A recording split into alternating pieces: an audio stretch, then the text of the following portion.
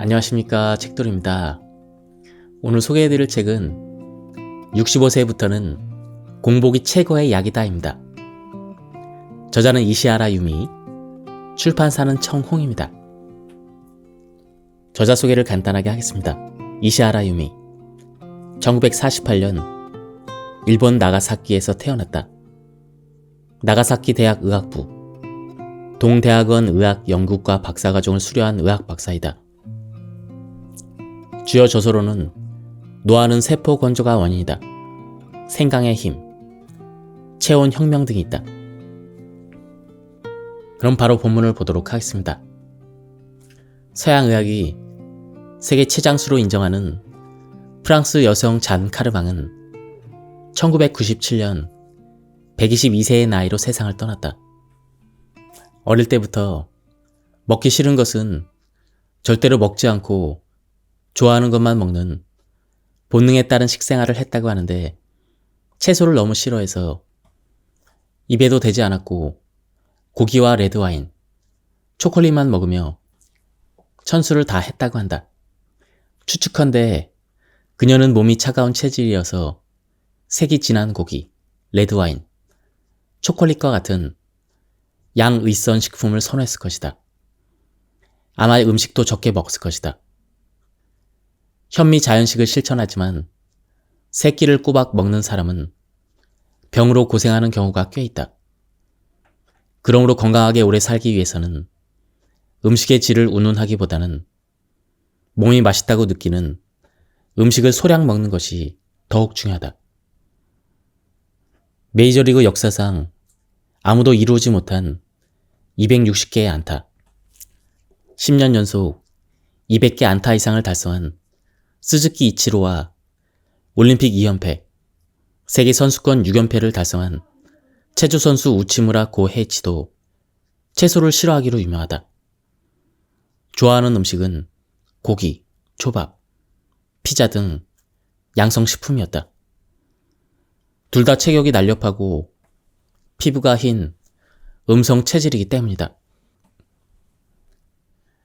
애초에 인간의 몸은 공복일 때 건강을 유지하도록 설계되어 있으므로 공복일 때는 몸과 마음이 가볍고 상쾌하다.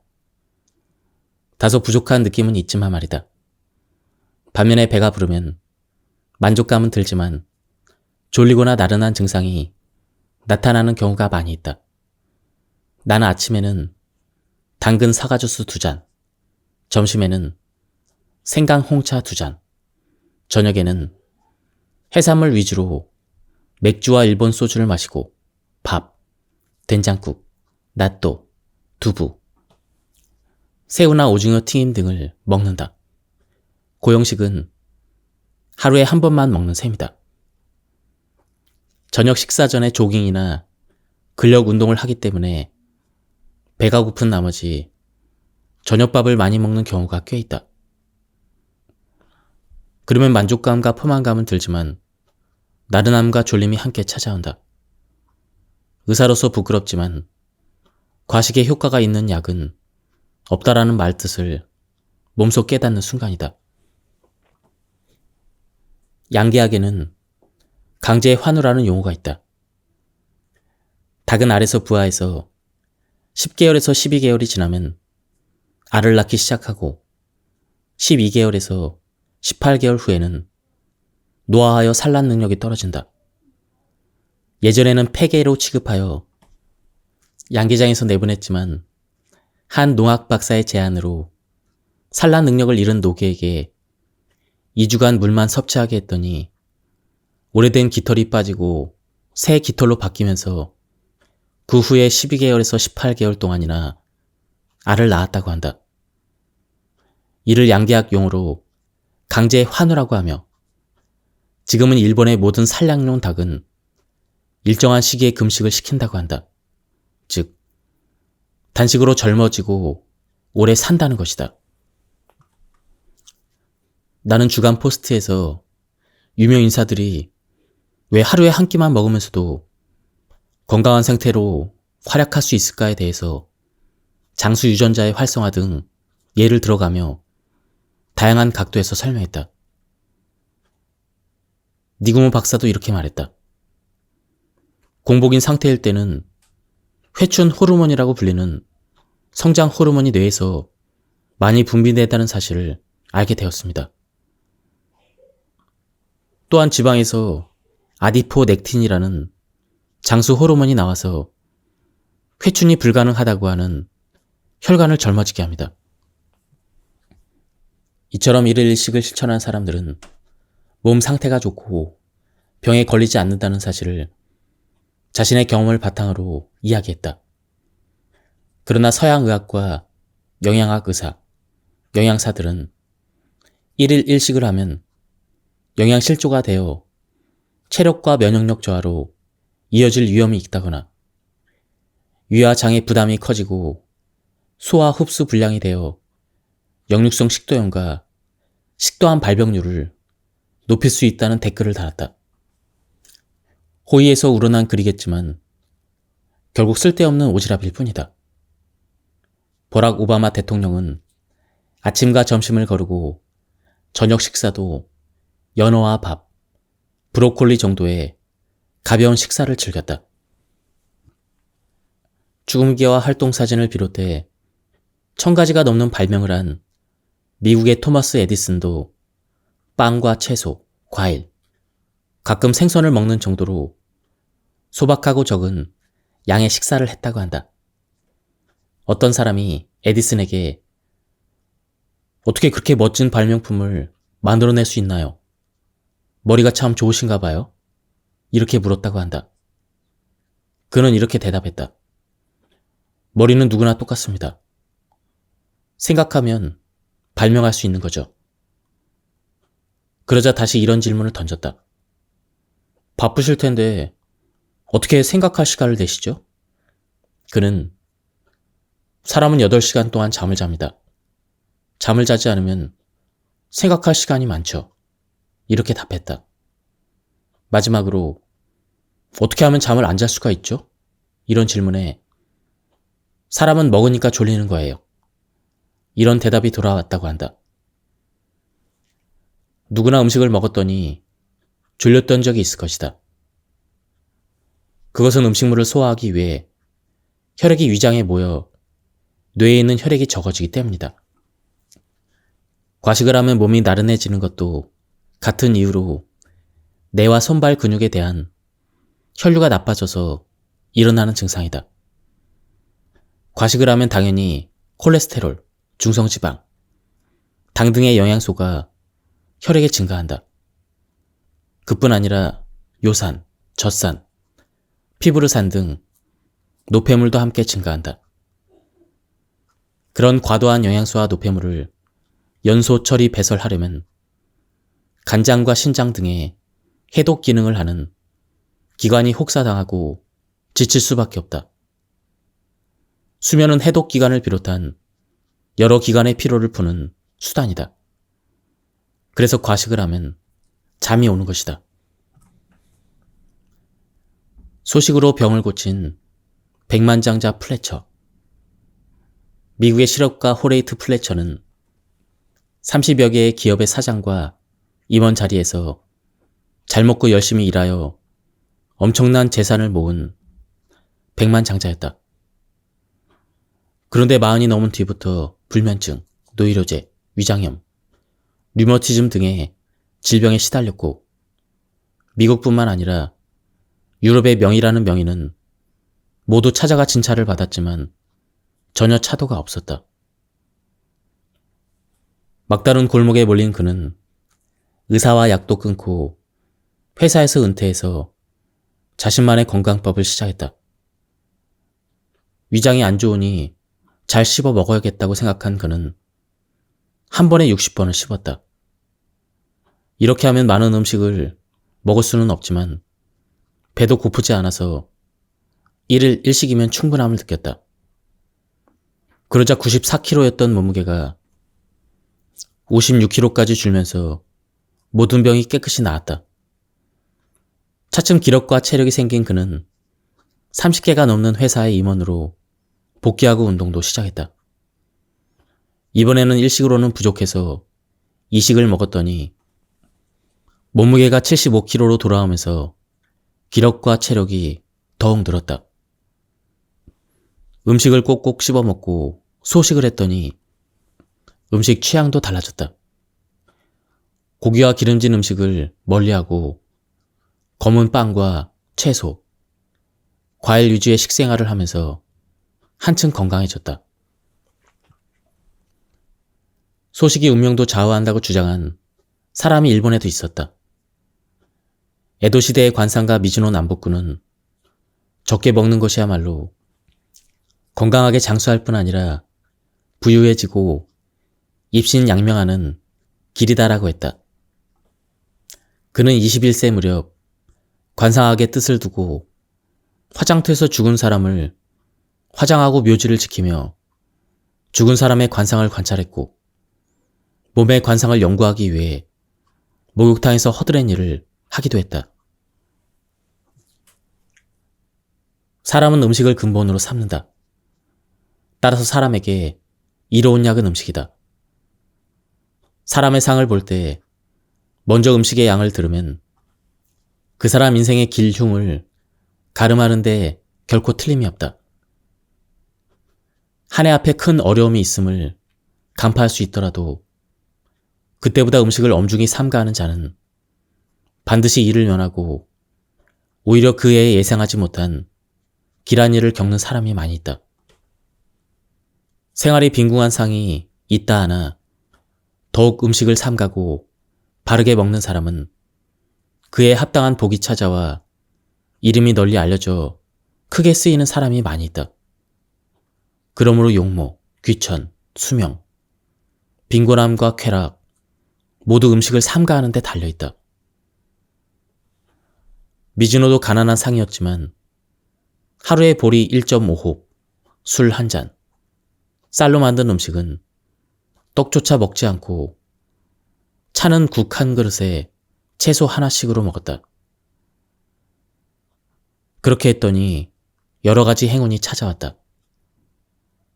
나고야의 아스타 신궁 근처에 관상고로서 멋진 거처를 마련했고 황실의 눈에 들어 고위 관료로 임명되었다고 한다.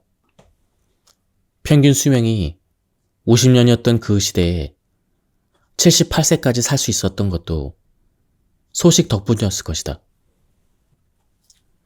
1985년 이지구원에서 단식을 통해 건강을 증진하는 시설 히포크라틱 시나티움이라는 단식원을 세웠고 1979년 연수를 갔던 스위스 취리히의 벤너 클리닉이라는 자연요법 병원의 치유식인 당근 사과 주스를 도입하여 아침, 점심, 저녁 각각 3잔씩 총 9잔을 마시고 며칠에서 일주일 정도 지내게 했다. 그 밖에 아침 10시에 된장국만 먹고 방에서 자유롭게 생강탕을 마실 수 있도록 하였다. 우리 시설을 이용하는 사람들은 단식 시간에도 배고픔을 느끼지 않고 인근의 산과 호숫가를 산책하거나 가까운 골프장에서 골프를 치거나 여름에는 가까운 해안에서 해수욕을 즐기며 건강하게 지낼 수가 있었다. 적정한 식사량은 식후의 나른함이나 졸음이 느껴지지 않는 양임을 기억해두자. 아침부터 식욕이 없거나 있어도 고지혈증, 고혈당, 과체중 등의 과식병으로 고생하는 사람들은 아침밥을 과감히 거르는 것이 좋다. 아침에 일어나면 입냄새가 나고 눈곱이 끼어 있거나 코막힘이 있고 소변 색깔이 진하다. 다시 말해 혈액의 노폐물을 배설하는 시간이다. 하루 또는 며칠 동안 단식을 하면 이런 배설 현상 외에도 설태, 발진, 복통 없는 설사 등의 증상을 보이기도 한다. 인체에는 흡수는 배설을 방해한다라는 생리적인 원칙이 있으며 그 반대도 성립한다. 즉 먹지 않으면 배설이 잘 된다. 야간 취침 중에는 누구나 먹지 않는다. 금식 중이므로 아침에 배설 현상이 일어나는 것이다. 한의학에서는 모든 병은 혈액의 때에서 생긴다고 하는데 배설은 체내, 혈액 속의 노폐물을 몸 밖으로 내보내 혈액을 정화하는 현상이다. 그러므로 아침부터 식욕이 없거나 고자가 붙은 지병이 있는 사람은 과감히 아침 식사를 거르는 것이 좋다. 아침을 걸러도 인체를 구성하는 60조 개의 세포의 유일한 활동원인 당분을 보충하면 전혀 배고픔을 느끼지 않고 오전의 활동에 아무 지장이 없다. 오히려 소화와 흡수를 위해 위장에 혈액을 모을 필요가 없어서 뇌와 손발로 충분히 혈액이 가므로 두뇌 회전이 잘 되고 몸을 움직이기도 가벼워진다. 지난 50년간 아침을 거르는 활동을 했지만 자리에 누워서 지낼 만큼 아픈 적이 없고 지난 30년간 건강보험을 한 번도 이용하지 않았다. 이렇게 건강한 몸을 유지하는 나 자신이 가장 믿을 만한 증거이다. 지금까지 1일 3식을 식사해온 사람에게는 다음 메뉴를 추천한다. 아침 식사. 당근 사과주스 2잔 또는 따뜻한 홍차에 생강을 간 것. 그것과 흑설탕을 원하는 만큼 넣은 생강 홍차 2잔 또는 당근 사과주스와 생강 홍차를 각각 한두 잔씩 이렇게 해서 당분과 미네랄, 비타민을 섭취할 수가 있다. 점심 식사. 메밀국수, 마즙을 넣으면 가장 좋다. 우동, 파스타, 피자, 밥 등을 졸리거나 나른해지지 않을 만큼만 먹는다. 이 부분은 굉장히 소량을 먹으라는 뜻인 것 같습니다. 저녁 식사. 좋아하는 음식을 뭐든 먹어도 된다. 자신이 맛있다고 느끼면 술도 마실 수가 있다. 하지만 나이가 들수록 전통식이나 뒤에 소개하는 니키 겐조 박사의 이론에 따라 식사하는 것이 바람직하다. 낮에 배가 고플 때는 꿀이나 흑설탕을 맛보거나 홍차에 넣어서 먹는 것도 좋다. 초콜릿을 먹어서 당분을 보충하면 공복감을 쉽게 극복할 수가 있다. 공복감은 혈당이 떨어졌을 때, 포만감은 혈당이 상승했을 때 뇌의 공복 중추와 포만 중추가 알아차리는 감각이기 때문이다. 암은 치료보다 예방이 더 중요하다. 하지만 암에 걸린 환자를 진료할 때 나는 이렇게 조언한다. 암을 비롯한 모든 질병은 건강하지 않기 때문에 생기는 것이니 서양 의학 치료와 병행하면서 건강 수준을 높이는 데 힘쓰세요. 식생활의 서구화로 암의 유형도 서구화되고 있으니 되도록 우리식 식단을 섭취하도록 노력해야 합니다. 과식이 암을 유발하고 소식은 암을 억제할 수 있으니 적은 양을 꼭꼭 씹어서 섭취하세요. 그리고 걷기를 비롯한 근육 운동을 열심히 하세요. 근육에서 마이오카인이라는 호르몬이 분비돼 암세포를 억제하기 때문입니다. 이 책에서는 언급한 당근, 마늘, 생강, 콩이 암을 예방하는 효과가 있음을 알 수가 있다. 양배추에는 설포라판이라는 항암 물질이 함유되어 있다. 당근 2개, 사과 1개에 양배추 50에서 100g을 넣은 주스를 즐겨 마시는 것이 좋다. 또한 암세포는 열에 취약하다. 일설에 따르면 암세포는 체온 35도 정도에서 가장 많이 증식하여 39.6도 이상이 되면 죽는다고 한다. 평소 목욕이나 사우나, 운동하는 습관을 들여 체온을 1도 정도 올리는 것도 중요하다. 사망 원인 1위를 이어가고 있는 암 원인 중 하나로 지난 60년간 약 1도씩 떨어진 저체온화를 꼽을 수가 있다. 1957년 겨드랑이 및 평균 체온은 36.9도였지만 오늘날 평균 체온은 36.2도로 약 1도가 떨어진 것을 알 수가 있다. 이에 관해서 다음과 같은 이유를 생각할 수가 있다. 1. 앞에서 언급했듯 걷기와 가사노동이 줄어들자 인체에서 가장 큰 열기관인 근육을 움직일 기회도 줄어들었다. 2. 난방시설이 충분하지 않던 시절 몸을 따뜻하게 하는 소금을 많이 섭취해 추운 겨울을 견디던 도호쿠 지역 사람들은 고혈압과 뇌출혈을 많이 겪었고 전국적으로 저염 운동이 일어났다. 1960년 이후 고기, 달걀, 우유, 버터로 대표되는 서구식, 즉 고지방 식단이 증가하고 이와 동시에 뇌혈전, 심근경색과 같은 혈전증이 증가했기 때문에 혈액을 맑게 하기 위해 라는 명분으로 되도록 수분을 많이 섭취하라는 의학적인 지도가 이루어지고 있다. 비를 많이 맞으면 몸이 차가워지고 냉각수라는 단어가 있듯 불필요한 수분을 섭취하면 몸이 차가워진다. 3분간 멈추면 죽음에 이를 정도로 소중한 산소도 지나치게 들이마시면 경련과 실신을 일으킬 수가 있다. 따라서 숨을 내쉬고 그러고 나서는 들이마시는 것이 건강의 원칙이다. 수분도 목욕, 사우나, 운동 등으로 땀을 내서 섭취하는 것이 건강하게 수분을 섭취하는 것이다. 공복의 효능은 자가포식과 함께 앞에서 설명했다. 나이가 들면서 해마에 침착되어 치매를 일으키는 아밀로이드 단백질과 타우 단백질이 공복으로 인한 자가포식으로 제거된다는 사실도 밝혀지게 되었다.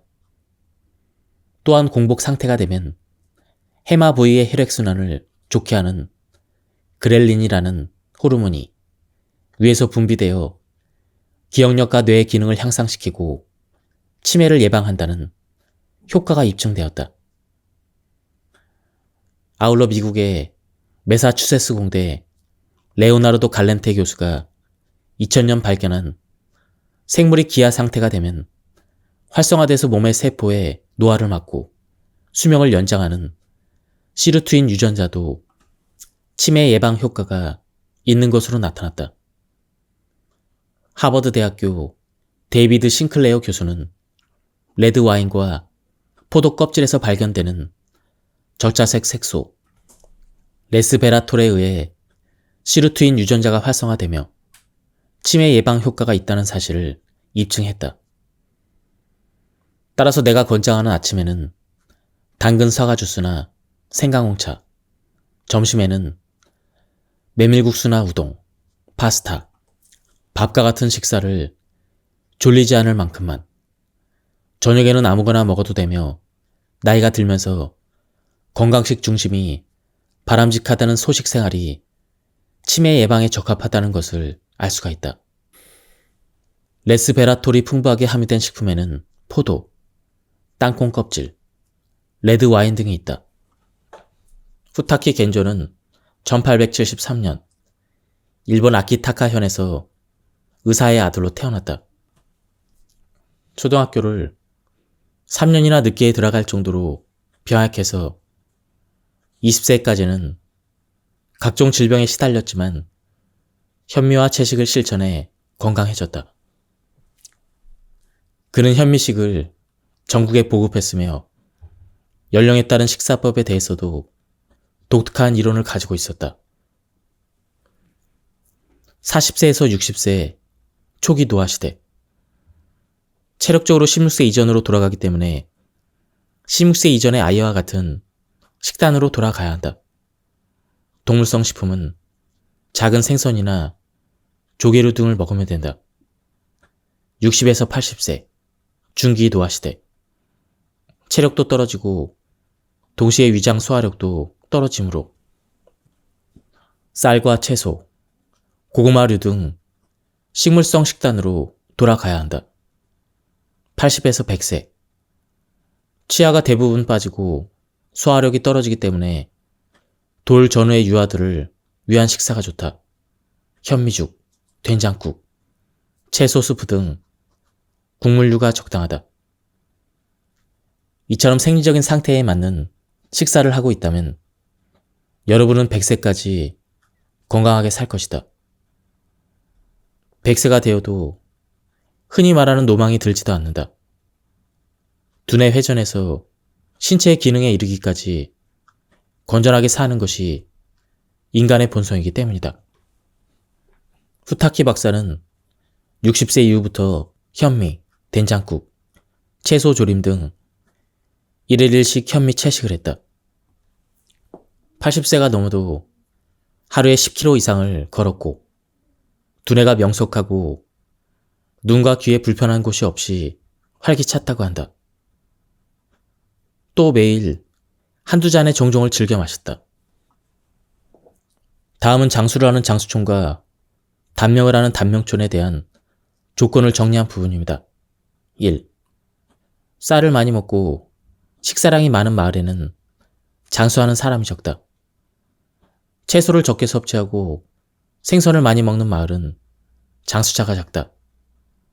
장수촌에는 평소에 생선과 함께 반드시 채소를 충분히 먹는다.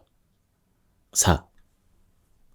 해조류를 매일 먹는 곳은 뇌졸중 발병자가 적고 장수하는 사람이 많이 있다. 기후가 까다로운 곳이 장수자가 많다. 노동을 많이 하는 곳이 장수자가 많다. 스트레스를 적게 받는 곳이 장수자가 많다. 한의학에서는 상사 이론이라는 흥미로운 개념이 있다. 유사한 모양을 한 것은 유사한 기능을 한다는 것이다. 비행기는 새를 번떠 만들고 배는 물고기 모양을 닮았다. 영국과 중국은 둘 다 호두가 뇌의 기능을 개선한다고 여기고 있다. 그런데 영국은 호두에 들어있는 비타민 B1과 비타민 2가 뇌의 기능을 개선한다고 과학적으로 생각한다. 반면에 중국은 호두가 뇌의 모양을 닮았기 때문이라고 생각하는 측면이 있다. 내가 스위스 베너 병원에 유학 갔을 때 췌장병 환자에게 우리 병원의 주치약이라고 할 수 있는 당근 2개, 사과 1개로 만드는 주스에 강낭콩으로 만든 주스를 첨가하곤 했다. 그 이유를 원장에게 물으니 강낭콩은 췌장의 모양을 닮았기 때문이라고 했다. 하반신과 허리 통증, 저림, 부종, 빈뇨, 성기능 저하 등 하체 증상에 효과가 있는 약재로 팔미지황환이라는 것이 있다. 이름 그대로 8가지 생약으로 구성되어 있는데 그중 5가지가 참말을 비롯하여 뿌리 생약이다. 인간의 하체는 식물의 뿌리와 비슷하다. 하반신이 약해지면 노안, 백내장, 피로한 눈, 난청, 귀 등 눈과 귀에 노화가 일어나는데 팔미지항환은 눈과 귀에 이러한 증상에도 잘 듣는다. 우엉은 신장 기능이 약한 사람에게 안성맞춤이다. 주로 셀룰로스, 리그닌 등 탄수화물로 이루어지고 장운동을 촉진하여 배변 활동을 개선하고 장내 유익균의 발육을 돕는다. 그 결과 장내에 과다한 콜레스테롤, 중성지방, 당분, 발암물질, 염분 등의 배설을 촉진하여 고지혈증, 당뇨병, 대장암 등의 예방 및 개선에 효과적이다. 마찬가지로 탄수화물인 이눌린에는 신장 기능을 향상시켜서 배뇨를 개선하는 작용이 있다. 본조 식감에는 우엉은 남성의 강장제라고 나오는 이유는 정자의 성분인 아르기닌이 남성 생식기의 기능을 강화하기 때문이다. 아르기닌은 또한 여성의 자궁과 난소 기능을 개선하는 것으로 밝혀져 있다. 뿌리채소인 우엉이 신장 기능과 생식 기능을 높이는 것은 배꼽 아래에 하반신에 존재하는 장기를 강화한다라고 생각하면 일리가 있다. 우엉은 발한 작용과 해독 작용도 뛰어나기 때문에 혈액을 정화하고 여드름과 발진에도 효과적이다. 암부터 바이러스에 이르는 각종 질병을 강력하게 예방하는 생강. 생강은 체내 모든 장기를 자극하고 활성화시켜서 몸을 따뜻하게 한다. 대사를 조절해 체내 여분의 체액을 제거하고 구풍, 즉 복부의 가스 배출을 촉진하며 소화를 돕는다. 명치 부분이 팽창하는 것을 방지하는 데 도움이 된다. 생강약효의 주 성분은 진저론, 진저롤, 쇼가울과 같은 매운 성분으로 다음과 같은 다양한 효능이 있다는 것이 과학적으로 밝혀졌다. 1. 몸을 따뜻하게 한다. 혈관을 확장해서 혈류를 좋게 하고 부신 수질도 자극해서 아드레날린 분비를 촉진해 몸을 따뜻하게 한다. 2. 면역력을 높인다. 백혈구를 증가시키고 그 기능을 촉진시킨다. 3. 항균, 항바이러스, 항진균 작용이 있다. 초밥주에 나오는 생강은 식중독을 예방하는 의미가 있다. 4. 항암작용. 암도 작은 종양이면 공복과 발열에 의해 암세포의 자살이 발생해서 소멸하는 것으로 밝혀졌다. 진저론, 진저롤은 암세포의 자살을 촉진한다. 5. 발한, 해열, 진통, 소염작용. 아스피린과 인도메타신 등의 해열 진통제와 거의 같은 효과를 보인다. 6. 강심작용. 대표적인 강심제와 유사한 효과가 있다. 7. 항혈전 효과. 8. 건강한 위, 소화 촉진작용. 9. 메스꺼움과 어지러움 예방. 10. 우울증 효과. 11. 강장과 강정, 노화 방지 효과. 유럽 의학을 1000년 넘게 이끌어온 이탈리아 살레노스 대 의대 교과서에는 노인들은 생강을 많이 먹어라. 그러면 젊었을 때처럼 사랑받고 행복한 삶을 살 수 있을 것이다 라고 써있다. 식욕부진, 즉 단식은 내 몸의 방어적 반응에 대한 중요한 역할을 한다고 결론지었다. 따라서 식욕이 없을 때는 억지로 먹지 않는 것이 중요하다고 생각한다. 나는 대학원 박사과정 4년 동안 천배 현미경으로 백혈구가 바이러스균을 탐식하는 힘을 매일 관찰하고 연구했다. 결론적으로 공복시 운동 후나 목욕 후에 체온 상승을 했을 때 면역력이 높아진다는 결론을 얻게 되었다. 공복과 체온 상승, 즉 발열은 신이 인간에게 주신 질병 치유력이라고 할 수가 있다. 구급차가 환자를 이송해 왔을 때 공급하는 수액은 주로 포도당이나 생리식염수이다. 인간을 비롯한 동물의 생명에 가장 중요하고 근본적인 영양소는 당과 염임을 알 수가 있다. 그런데도 평소 식사에서는 소금과 설탕을 제한하라고 지도된다. 이것은 본말이 전도된 지침이다. 식욕이 없을 때는 꿀이나 흑설탕을 맛보거나 홍차에 초콜릿을 넣어서 당분을 섭취하는 것이 좋다. 소금은 천연소금이나 된장을 약간 먹거나 된장국의 국물을 마시는 것도 괜찮다. 수면은 낮 활동에 지친 체내 장기를 쉬게 하고 체내에 생긴 노폐물을 해독해서 배설하는 데 필요한 생리적인 현상이다.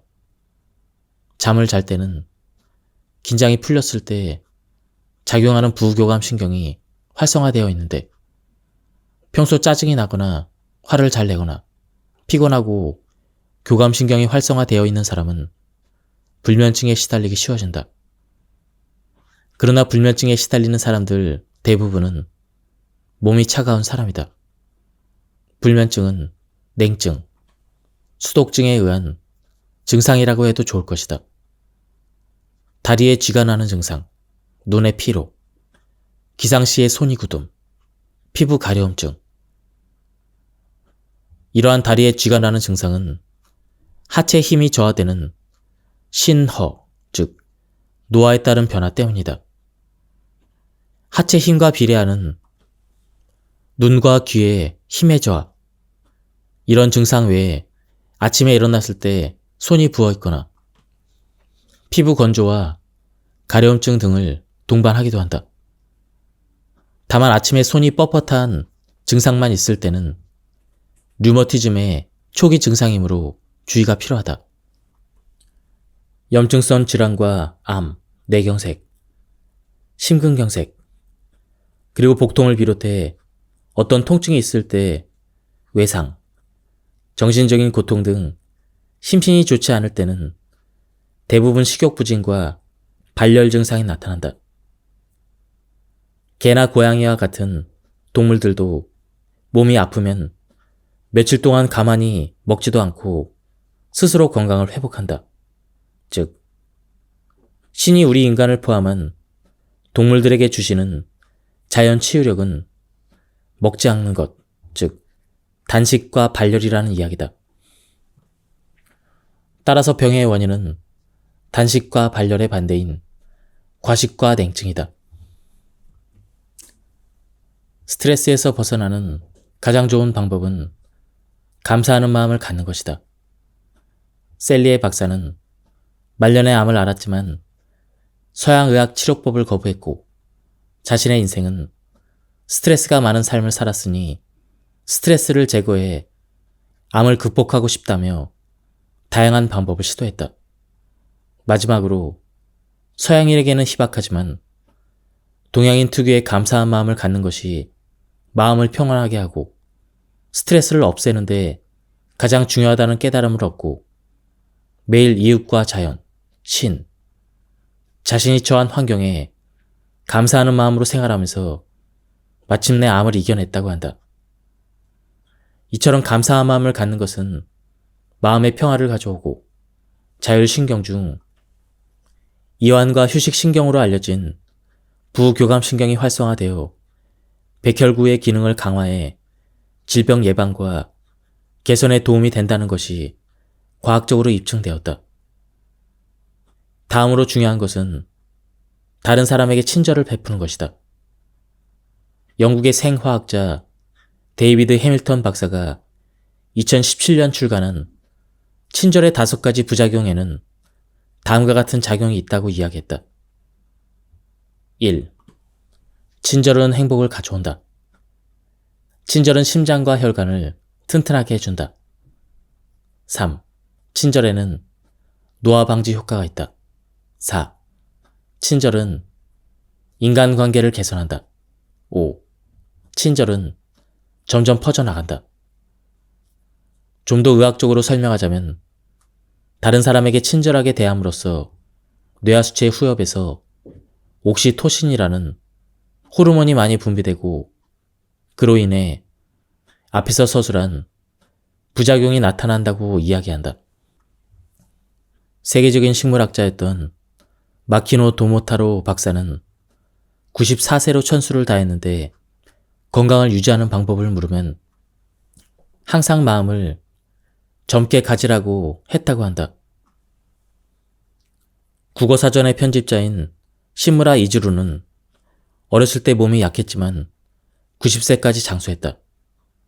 그분의 마음 건강법은 늙어도 마음은 늙지 않는다였다. 마음이 육체를 움직이므로 나이가 들어도 긍정적인 마음을 가지는 것이 중요하다. 지금까지 이 책에 대한 리뷰를 모두 마쳤습니다. 제가 발췌에 요약해서 설명드렸기 때문에 많은 부분이 생략되었습니다. 한번 책을 구해서 읽어보실 것을 추천드립니다. 여기서 리뷰를 마치도록 하겠습니다. 감사합니다. 안녕하십니까, 책돌입니다. 오늘 소개해드릴 책은 65세부터는 공복이 최고의 약이다입니다. 저자는 이시하라 유미, 출판사는 청홍입니다. 저자 소개를 간단하게 하겠습니다. 이시하라 유미. 1948년 일본 나가사키에서 태어났다. 나가사키 대학 의학부, 동대학원 의학 연구과 박사과정을 수료한 의학 박사이다. 주요 저서로는 노화는 세포 건조가 원인이다, 생강의 힘, 체온 혁명 등이 있다. 그럼 바로 본문을 보도록 하겠습니다. 서양의학이 세계 최장수로 인정하는 프랑스 여성 잔 카르방은 1997년 122세의 나이로 세상을 떠났다. 어릴 때부터 먹기 싫은 것은 절대로 먹지 않고 좋아하는 것만 먹는 본능에 따른 식생활을 했다고 하는데, 채소를 너무 싫어해서 입에도 대지 않았고 고기와 레드와인, 초콜릿만 먹으며 천수를 다 했다고 한다. 추측컨대 그녀는 몸이 차가운 체질이어서 색이 진한 고기, 레드와인, 초콜릿과 같은 양의선 식품을 선호했을 것이다. 아마 음식도 적게 먹었을 것이다. 현미 자연식을 실천하지만 세 끼를 꼬박 먹는 사람은 병으로 고생하는 경우가 꽤 있다.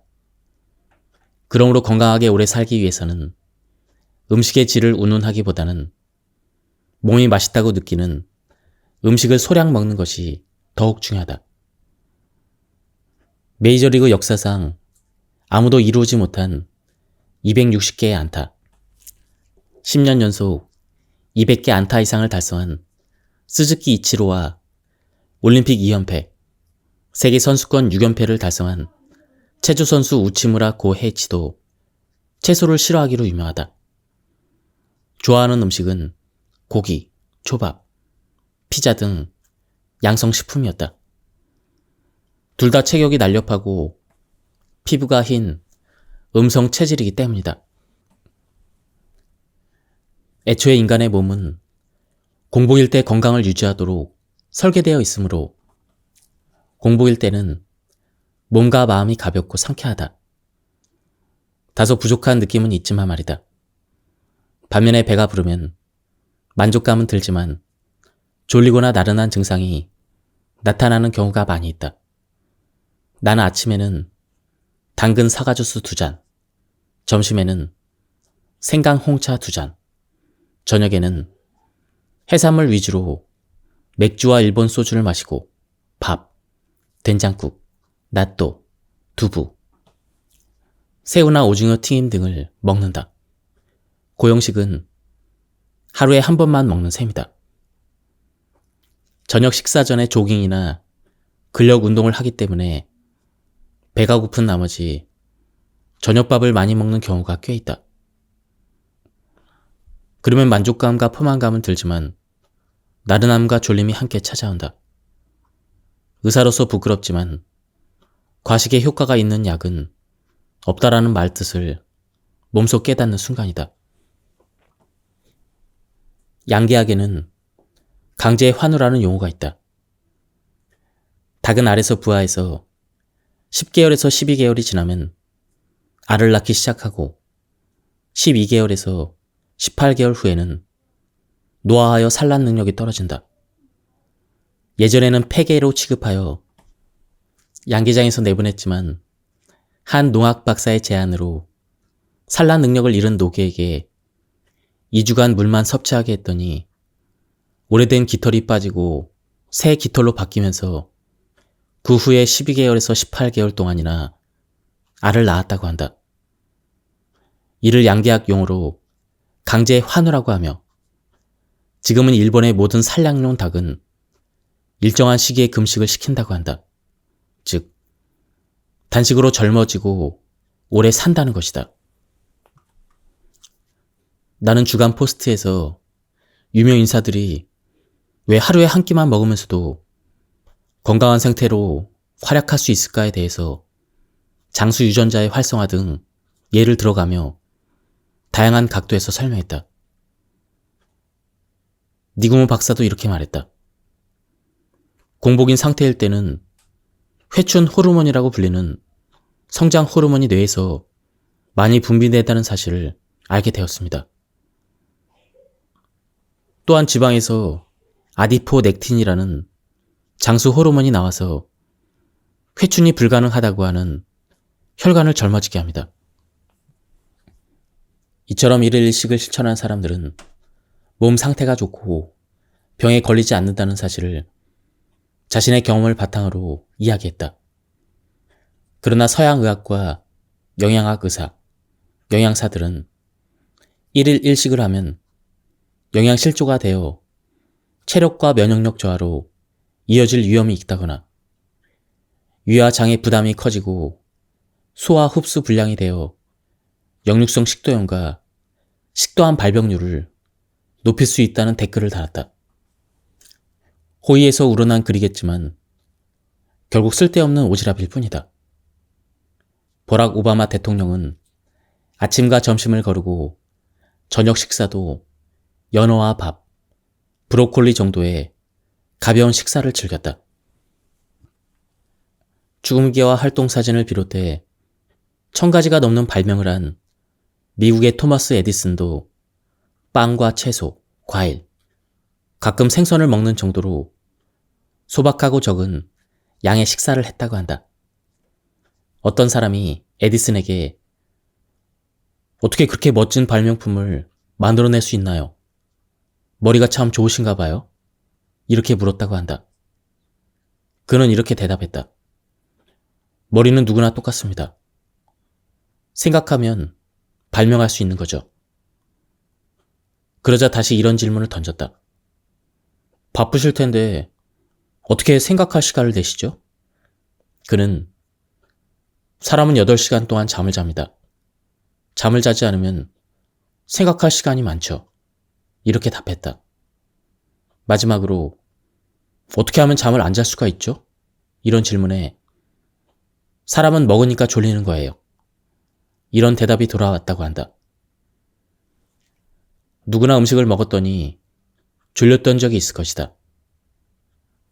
그것은 음식물을 소화하기 위해 혈액이 위장에 모여 뇌에 있는 혈액이 적어지기 때문이다. 과식을 하면 몸이 나른해지는 것도 같은 이유로 뇌와 손발 근육에 대한 혈류가 나빠져서 일어나는 증상이다. 과식을 하면 당연히 콜레스테롤, 중성지방, 당 등의 영양소가 혈액에 증가한다. 그뿐 아니라 요산, 젖산, 피브르산 등 노폐물도 함께 증가한다. 그런 과도한 영양소와 노폐물을 연소 처리 배설하려면 간장과 신장 등의 해독 기능을 하는 기관이 혹사당하고 지칠 수밖에 없다. 수면은 해독 기관을 비롯한 여러 기관의 피로를 푸는 수단이다. 그래서 과식을 하면 잠이 오는 것이다. 소식으로 병을 고친 백만장자 플래처. 미국의 실업가 호레이트 플래처는 30여 개의 기업의 사장과 임원 자리에서 잘 먹고 열심히 일하여 엄청난 재산을 모은 백만장자였다. 그런데 40이 넘은 뒤부터 불면증, 노이로제, 위장염, 류머티즘 등의 질병에 시달렸고 미국뿐만 아니라 유럽의 명의라는 명의는 모두 찾아가 진찰을 받았지만 전혀 차도가 없었다. 막다른 골목에 몰린 그는 의사와 약도 끊고 회사에서 은퇴해서 자신만의 건강법을 시작했다. 위장이 안 좋으니 잘 씹어 먹어야겠다고 생각한 그는 한 번에 60번을 씹었다. 이렇게 하면 많은 음식을 먹을 수는 없지만 배도 고프지 않아서 일일 일식이면 충분함을 느꼈다. 그러자 94kg였던 몸무게가 56kg까지 줄면서 모든 병이 깨끗이 나았다. 차츰 기력과 체력이 생긴 그는 30개가 넘는 회사의 임원으로 복귀하고 운동도 시작했다. 이번에는 일식으로는 부족해서 이식을 먹었더니 몸무게가 75kg로 돌아오면서 기력과 체력이 더욱 늘었다. 음식을 꼭꼭 씹어 먹고 소식을 했더니 음식 취향도 달라졌다. 고기와 기름진 음식을 멀리하고 검은 빵과 채소, 과일 위주의 식생활을 하면서 한층 건강해졌다. 소식이 운명도 좌우한다고 주장한 사람이 일본에도 있었다. 에도 시대의 관상가 미즈노 남복군은 적게 먹는 것이야말로 건강하게 장수할 뿐 아니라 부유해지고 입신양명하는 길이다라고 했다. 그는 21세 무렵 관상학의 뜻을 두고 화장터에서 죽은 사람을 화장하고 묘지를 지키며 죽은 사람의 관상을 관찰했고 몸의 관상을 연구하기 위해 목욕탕에서 허드렛 일을 하기도 했다. 사람은 음식을 근본으로 삼는다. 따라서 사람에게 이로운 약은 음식이다.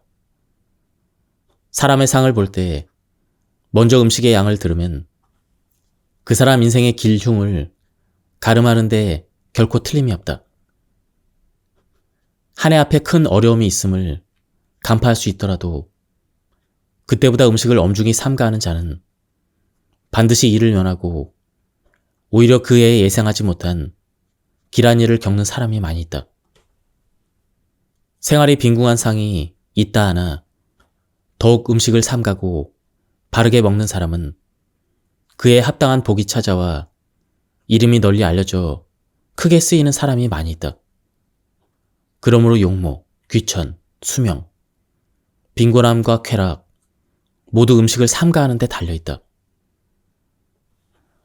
미즈노도 가난한 상이었지만 하루에 보리 1.5홉, 술 한 잔, 쌀로 만든 음식은 떡조차 먹지 않고 차는 국 한 그릇에 채소 하나씩으로 먹었다.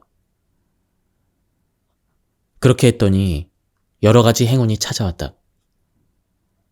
나고야의 아스타 신궁 근처에 관상고로서 멋진 거처를 마련했고 황실의 눈에 들어 고위 관료로 임명되었다고 한다. 평균 수명이 50년이었던 그 시대에 78세까지 살 수 있었던 것도 소식 덕분이었을 것이다. 1985년 이지구원에서 단식을 통해 건강을 증진하는 시설 히포크라틱 시나티움이라는 단식원을 세웠고 1979년 연수를 갔던 스위스 취리히의 벤너 클리닉이라는 자연요법 병원의 치유식인 당근 사과 주스를 도입하여 아침, 점심, 저녁 각각 3잔씩 총 9잔을 마시고 며칠에서 일주일 정도 지내게 했다. 그 밖에 아침 10시에 된장국만 먹고 방에서 자유롭게 생강탕을 마실 수 있도록 하였다. 우리 시설을 이용하는 사람들은 단식 시간에도 배고픔을 느끼지 않고 인근의 산과 호숫가를 산책하거나 가까운 골프장에서 골프를 치거나 여름에는 가까운 해안에서 해수욕을 즐기며 건강하게 지낼 수가 있었다. 적정한 식사량은 식후의 나른함이나 졸음이 느껴지지 않는 양임을 기억해두자. 아침부터 식욕이 없거나 있어도 고지혈증, 고혈당, 과체중 등의 과식병으로 고생하는 사람들은 아침밥을 과감히 거르는 것이 좋다. 아침에 일어나면 입냄새가 나고 눈곱이 끼어 있거나 코막힘이 있고 소변 색깔이 진하다. 다시 말해 혈액의 노폐물을 배설하는 시간이다. 하루 또는 며칠 동안 단식을 하면 이런 배설 현상 외에도 설태, 발진, 복통 없는 설사 등의 증상을 보이기도 한다. 인체에는 흡수는 배설을 방해한다라는 생리적인 원칙이 있으며 그 반대도 성립한다. 즉 먹지 않으면 배설이 잘 된다. 야간 취침 중에는 누구나 먹지 않는다. 금식 중이므로 아침에 배설 현상이 일어나는 것이다. 한의학에서는 모든 병은 혈액의 때에서 생긴다고 하는데 배설은 체내, 혈액 속의 노폐물을 몸 밖으로 내보내 혈액을 정화하는 현상이다. 그러므로 아침부터 식욕이 없거나 고자가 붙은 지병이 있는 사람은 과감히 아침 식사를 거르는 것이 좋다. 아침을 걸러도 인체를 구성하는 60조 개의 세포의 유일한 활동원인 당분을 보충하면 전혀 배고픔을 느끼지 않고 오전의 활동에 아무 지장이 없다. 오히려 소화와 흡수를 위해 위장에 혈액을 모을 필요가 없어서 뇌와 손발로 충분히 혈액이 가므로 두뇌 회전이 잘 되고 몸을 움직이기도 가벼워진다. 지난 50년간 아침을 거르는 활동을 했지만 자리에 누워서 지낼 만큼 아픈 적이 없고 지난 30년간 건강보험을 한 번도 이용하지 않았다. 이렇게 건강한 몸을 유지하는 나 자신이 가장 믿을 만한 증거이다. 지금까지 1일 3식을 식사해온 사람에게는 다음 메뉴를 추천한다. 아침 식사. 당근 사과주스 2잔 또는 따뜻한 홍차에 생강을 간 것. 그것과 흑설탕을 원하는 만큼 넣은 생강 홍차 2잔 또는 당근 사과주스와 생강 홍차를 각각 한두 잔씩 이렇게 해서 당분과 미네랄, 비타민을 섭취할 수가 있다. 점심 식사. 메밀국수, 마즙을 넣으면 가장 좋다. 우동, 파스타, 피자, 밥 등을 졸리거나 나른해지지 않을 만큼만 먹는다. 이 부분은 굉장히 소량을 먹으라는 뜻인 것 같습니다. 저녁 식사. 좋아하는 음식을 뭐든 먹어도 된다. 자신이 맛있다고 느끼면 술도 마실 수가 있다. 하지만 나이가 들수록 전통식이나 뒤에 소개하는 니키 겐조 박사의 이론에 따라 식사하는 것이 바람직하다. 낮에 배가 고플 때는 꿀이나 흑설탕을 맛보거나 홍차에 넣어서 먹는 것도 좋다. 초콜릿을 먹어서 당분을 보충하면 공복감을 쉽게 극복할 수가 있다. 공복감은 혈당이 떨어졌을 때, 포만감은 혈당이 상승했을 때 뇌의 공복 중추와 포만 중추가 알아차리는 감각이기 때문이다. 암은 치료보다 예방이 더 중요하다. 하지만 암에 걸린 환자를 진료할 때 나는 이렇게 조언한다. 암을 비롯한 모든 질병은 건강하지 않기 때문에 생기는 것이니 서양 의학 치료와 병행하면서 건강 수준을 높이는 데 힘쓰세요. 식생활의 서구화로 암의 유형도 서구화되고 있으니 되도록 우리식 식단을 섭취하도록 노력해야 합니다. 과식이 암을 유발하고 소식은 암을 억제할 수 있으니 적은 양을 꼭꼭 씹어서 섭취하세요. 그리고 걷기를 비롯한 근육 운동을 열심히 하세요. 근육에서 마이오카인이라는 호르몬이 분비돼 암세포를 억제하기 때문입니다. 이 책에서는 언급한 당근, 마늘, 생강, 콩이 암을 예방하는 효과가 있음을 알 수가 있다. 양배추에는 설포라판이라는 항암 물질이 함유되어 있다. 당근 2개, 사과 1개에 양배추 50에서 100g을 넣은 주스를 즐겨 마시는 것이 좋다. 또한 암세포는 열에 취약하다. 일설에 따르면 암세포는 체온 35도 정도에서 가장 많이 증식하여 39.6도 이상이 되면 죽는다고 한다. 평소 목욕이나 사우나, 운동하는 습관을 들여 체온을 1도 정도 올리는 것도 중요하다. 사망 원인 1위를 이어가고 있는 암 원인 중 하나로 지난 60년간 약 1도씩 떨어진 저체온화를 꼽을 수가 있다. 1957년 겨드랑이 및 평균 체온은 36.9도였지만 오늘날 평균 체온은 36.2도로 약 1도가 떨어진 것을 알 수가 있다. 이에 관해서 다음과 같은 이유를 생각할 수가 있다. 1. 앞에서 언급했듯 걷기와 가사 노동이 줄어들자 인체에서 가장 큰 열기관인 근육을 움직일 기회도 줄어들었다. 2. 난방시설이 충분하지 않던 시절 몸을 따뜻하게 하는 소금을 많이 섭취해 추운 겨울을 견디던 도호쿠 지역 사람들은 고혈압과 뇌출혈을 많이 겪었고 전국적으로 저염 운동이 일어났다. 1960년 이후 고기, 달걀, 우유, 버터로 대표되는 서구식, 즉 고지방 식단이 증가하고 이와 동시에 뇌혈전, 심근경색과 같은 혈전증이 증가했기 때문에 혈액을 맑게 하기 위해 라는 명분으로 되도록 수분을 많이 섭취하라는 의학적인 지도가 이루어지고 있다. 비를 많이 맞으면 몸이 차가워지고 냉각수라는 단어가 있듯 불필요한 수분을 섭취하면 몸이 차가워진다.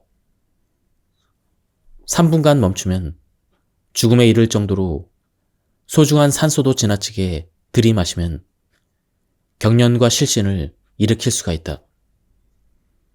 따라서 숨을 내쉬고 그러고 나서는 들이마시는 것이 건강의 원칙이다. 수분도 목욕, 사우나, 운동 등으로 땀을 내서 섭취하는 것이 건강하게 수분을 섭취하는 것이다. 공복의 효능은 자가포식과 함께 앞에서 설명했다.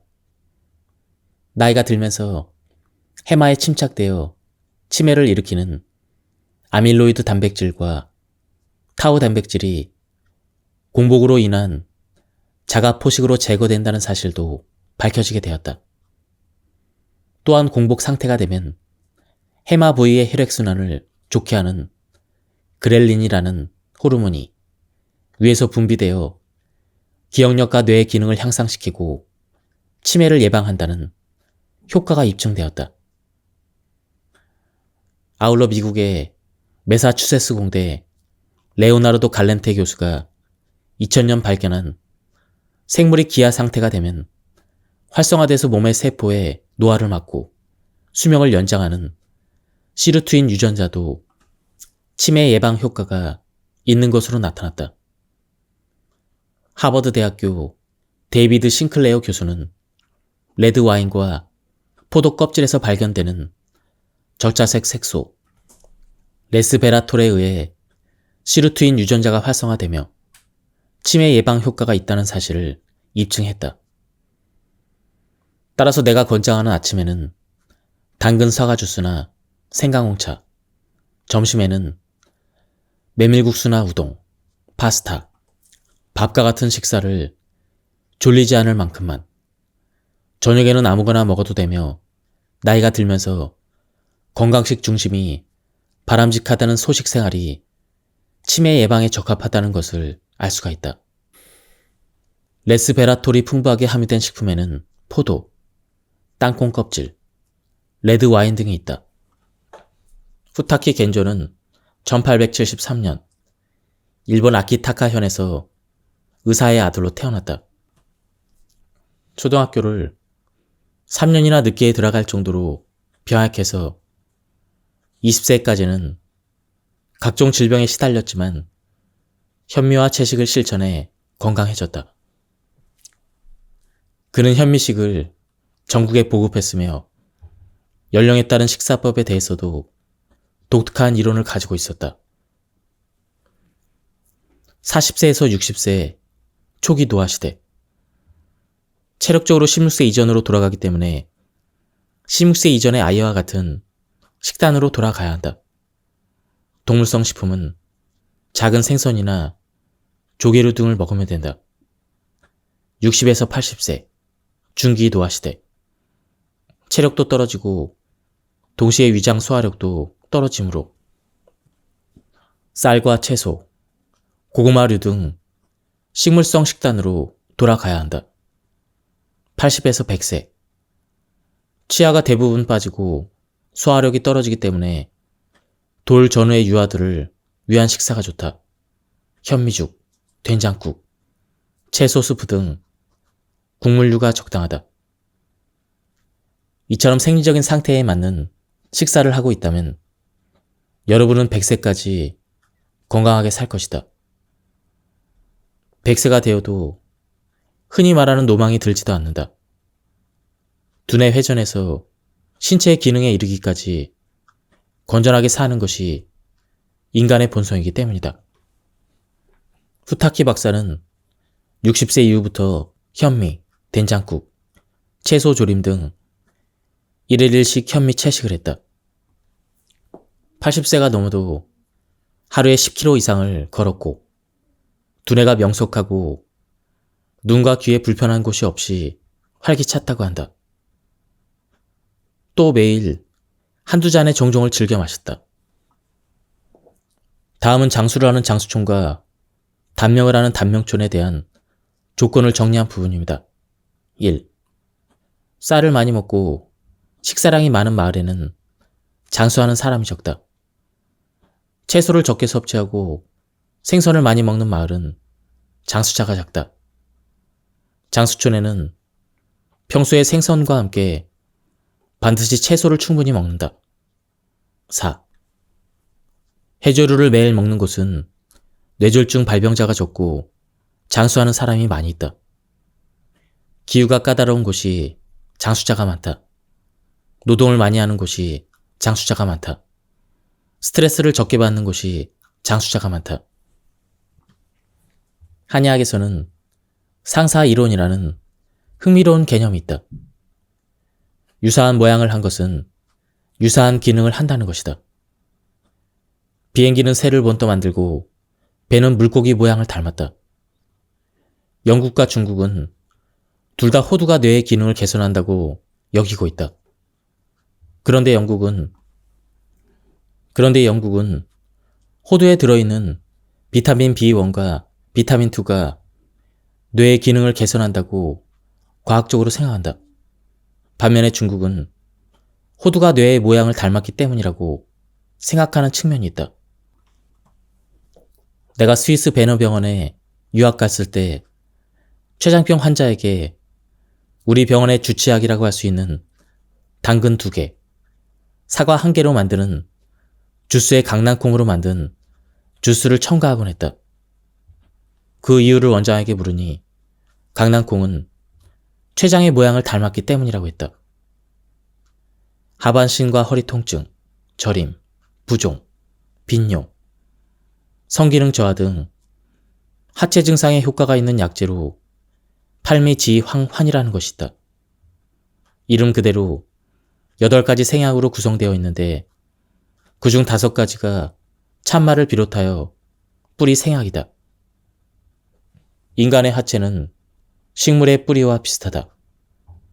하반신이 약해지면 노안, 백내장, 피로한 눈, 난청, 귀 등 눈과 귀의 노화가 일어나는데 팔미지항환은 눈과 귀에 이러한 증상에도 잘 듣는다.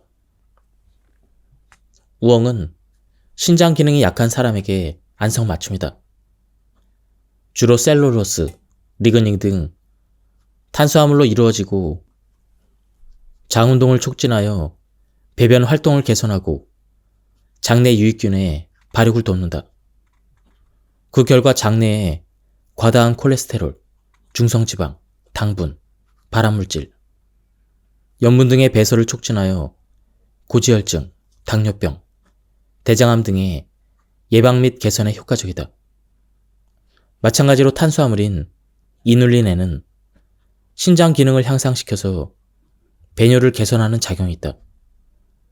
본조 식감에는 우엉은 남성의 강장제라고 나오는 이유는 정자의 성분인 아르기닌이 남성 생식기의 기능을 강화하기 때문이다. 아르기닌은 또한 여성의 자궁과 난소 기능을 개선하는 것으로 밝혀져 있다.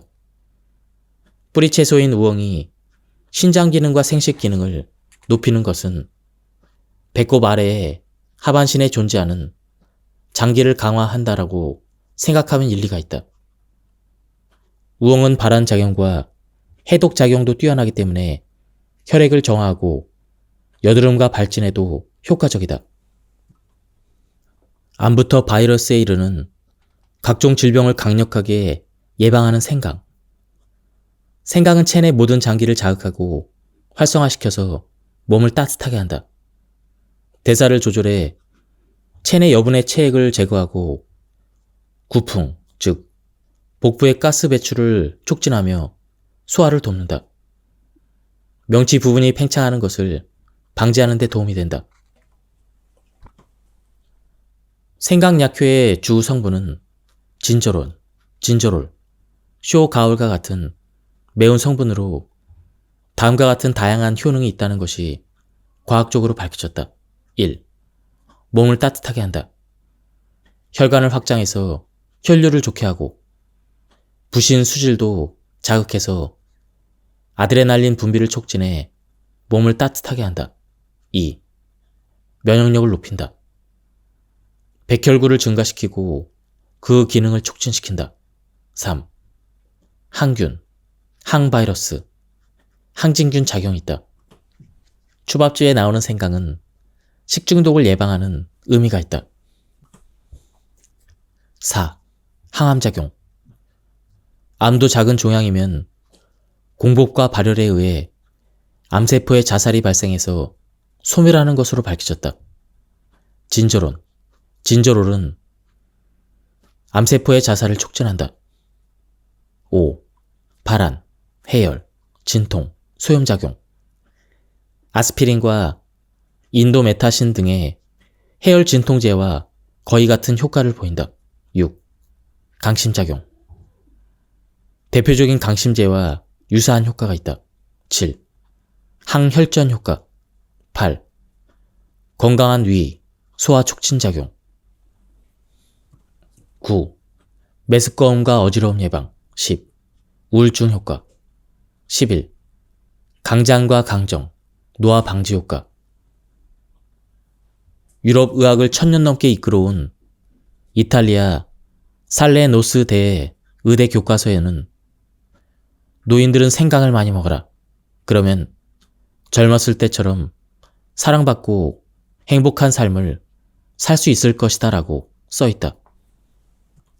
식욕부진, 즉 단식은 내 몸의 방어적 반응에 대한 중요한 역할을 한다고 결론 지었다. 따라서 식욕이 없을 때는 억지로 먹지 않는 것이 중요하다고 생각한다. 나는 대학원 박사과정 4년 동안 천배 현미경으로 백혈구가 바이러스균을 탐식하는 힘을 매일 관찰하고 연구했다. 결론적으로 공복시 운동 후나 목욕 후에 체온 상승을 했을 때 면역력이 높아진다는 결론을 얻게 되었다. 공복과 체온 상승, 즉 발열은 신이 인간에게 주신 질병 치유력이라고 할 수가 있다. 구급차가 환자를 이송해 왔을 때 공급하는 수액은 주로 포도당이나 생리식염수이다. 인간을 비롯한 동물의 생명에 가장 중요하고 근본적인 영양소는 당과 염임을 알 수가 있다. 그런데도 평소 식사에서는 소금과 설탕을 제한하라고 지도된다. 이것은 본말이 전도된 지침이다. 식욕이 없을 때는 꿀이나 흑설탕을 맛보거나 홍차에 초콜릿을 넣어서 당분을 섭취하는 것이 좋다.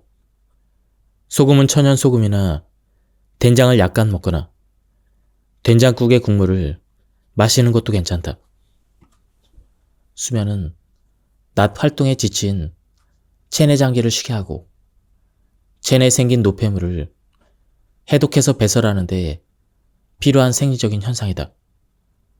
잠을 잘 때는 긴장이 풀렸을 때 작용하는 부교감 신경이 활성화되어 있는데 평소 짜증이 나거나 화를 잘 내거나 피곤하고 교감신경이 활성화되어 있는 사람은 불면증에 시달리기 쉬워진다. 그러나 불면증에 시달리는 사람들 대부분은 몸이 차가운 사람이다. 불면증은 냉증, 수독증에 의한 증상이라고 해도 좋을 것이다. 다리에 쥐가 나는 증상, 눈의 피로, 기상시에 손이 굳음, 피부 가려움증. 이러한 다리에 쥐가 나는 증상은 하체 힘이 저하되는 신허, 즉 노화에 따른 변화 때문이다. 하체 힘과 비례하는 눈과 귀의 힘의 저하.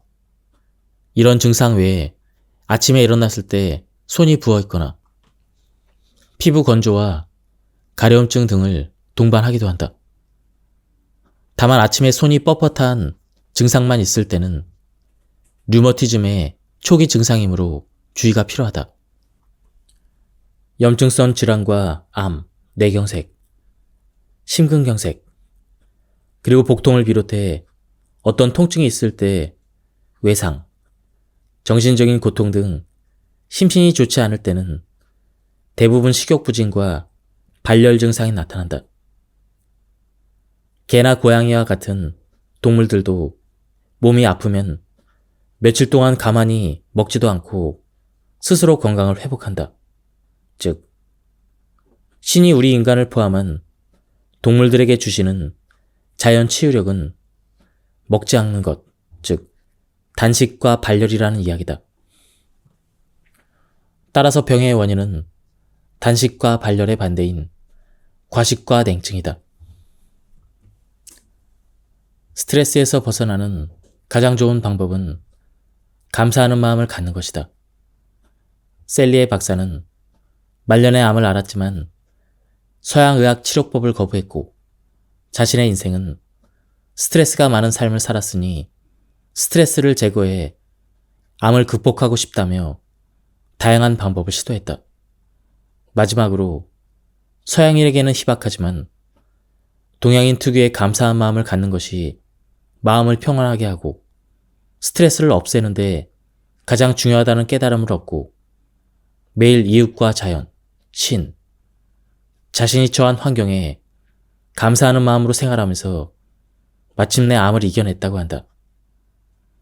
이처럼 감사한 마음을 갖는 것은 마음의 평화를 가져오고 자율신경 중 이완과 휴식신경으로 알려진 부교감신경이 활성화되어 백혈구의 기능을 강화해 질병 예방과 개선에 도움이 된다는 것이 과학적으로 입증되었다. 다음으로 중요한 것은 다른 사람에게 친절을 베푸는 것이다.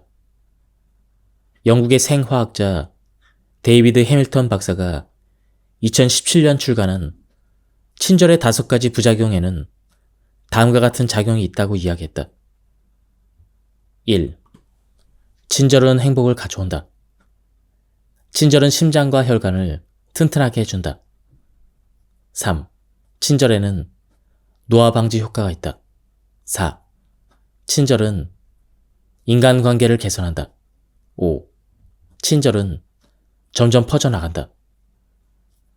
좀 더 의학적으로 설명하자면 다른 사람에게 친절하게 대함으로써 뇌하수체의 후엽에서 옥시토신이라는 호르몬이 많이 분비되고 그로 인해 앞에서 서술한 부작용이 나타난다고 이야기한다. 세계적인 식물학자였던 마키노 도모타로 박사는 94세로 천수를 다했는데 건강을 유지하는 방법을 물으면 항상 마음을 젊게 가지라고 했다고 한다. 국어사전의 편집자인 시무라 이즈루는 어렸을 때 몸이 약했지만 90세까지 장수했다. 그분의 마음 건강법은 늙어도 마음은 늙지 않는다였다.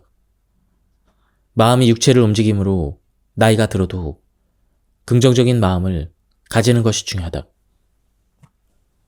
지금까지 이 책에 대한 리뷰를 모두 마쳤습니다. 제가 발췌에 요약해서 설명드렸기 때문에 많은 부분이 생략되었습니다. 한번 책을 구해서 읽어보실 것을 추천드립니다. 여기서 리뷰를 마치도록 하겠습니다. 감사합니다.